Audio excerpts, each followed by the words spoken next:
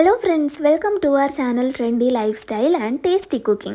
இன்னைக்கு நம்ம வீடியோல என்ன பார்க்க போறோம்னா கஸ்டர்ட் பவுடர் யூஸ் பண்ணி எப்படி வீட்லயே டேஸ்டியான caramel custard பண்றது அப்படிங்கறத பார்க்கலாம். ஃபர்ஸ்ட்ல ஒரு கடாய் எடுத்துக்கலாம். இந்த கடாயில ஒரு 100 கிராம்ஸ் அளவுக்கு sugar எடுத்துக்கோங்க. இந்த sugar வந்து மெல்ட் ஆகட்டும். நீங்க லோ ஃப்ளேம்ல வச்சு இது மாதிரி கிளறிட்டே இருங்க. விட்றாதீங்க, அடி பிடிச்சிரும். இது தானாவே மெல்ட் ஆயிடும். sugar வந்து ஹீட் ஆக ஆக அதுவாகவே மெல்ட் ஆகி லிக்விட் ஆகிடும். சீக்கிரமாகவே இந்த கன்சிஸ்டன்சி வந்ததுமே ஸ்டவ்வை ஆஃப் பண்ணிடுங்க, இல்லைனா தீஞ்சிரும், பார்த்துக்கோங்க. அப்புறமா இதுதான் கேரமல். அப்புறமா இந்த கேரமலை என்ன பண்ணணும்னா ஒரு பவுலில் விட்டு எடுத்துக்கோங்க. நான் இங்கே போரோசிலோட கிளாஸ் பவுல் யூஸ் பண்ணுறதுனால எதுவும் ஆகாது. நீங்கள் நார்மல் கிளாஸ் பவுலில் யூஸ் பண்ணாதீங்க. சுகர் ரொம்ப ஹாட்டாக இருக்கிறனால அது பவுலே உடச்சிரும். ஸோ பார்த்துக்கோங்க.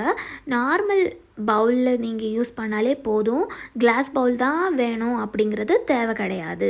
நான் இங்கே போரோசிலில் எடுத்துருக்கிறனால தான் எதுவுமே ஆகலை. இப்போது இந்த கேரமல் தனியாக இருக்கட்டும். இதே நேரம் 500 ml மில்கில் 100 ml மட்டும் தனியாக எடுத்துகிட்டு பேலன்ஸை இது மாதிரி ஒரு தவால விட்டு பாயில் பண்ணிடலாம்.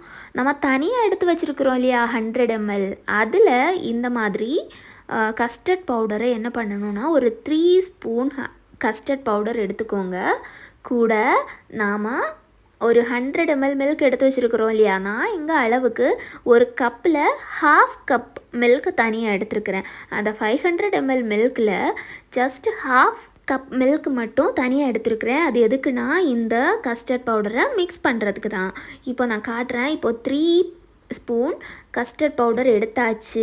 எடுத்ததுக்கு அப்புறமா இந்த கஸ்டர்ட் பவுடரில் நம்ம 1/2 கப் எடுத்து வச்சுருக்குறோம் இல்லை மில்க்கு, இந்த பவுடர் கூட நல்லா மிக்ஸ் பண்ணணும். இந்த பவுடரும் இந்த மில்க்கும் நல்லா பிளெண்ட் ஆகுறது மாதிரி நம்ம மிக்ஸ் பண்ணி எடுத்துடணும். பிளெண்ட் பண்ணதுக்கு அப்புறமா என்ன பண்ணணும்னா நம்ம ஆல்ரெடி அங்கே பாயில் பண்ணுறதுக்கு வச்சுருக்குறோம் இல்லையா மில்க்கு, அந்த மில்க் பாயில் ஆனதுக்கு அப்புறமா அந்த மில்க்கை ஸ்டவ்வில் இருந்து வெளியே எடுத்துட்டு இது போல் இந்த மிக்ஸை அந்த மில்கில் ஆட் பண்ணி நல்லா கிளறி விட்டுக்கோங்க. இப்போது இந்த மில்கை நாம் திருப்பியும் ஸ்டவ்வில் வச்சு பாயில் பண்ண போகிறோம். இப்போது இந்த மில்கில் 2 ஸ்பூன் சுகர் ஆட் பண்ணணும்.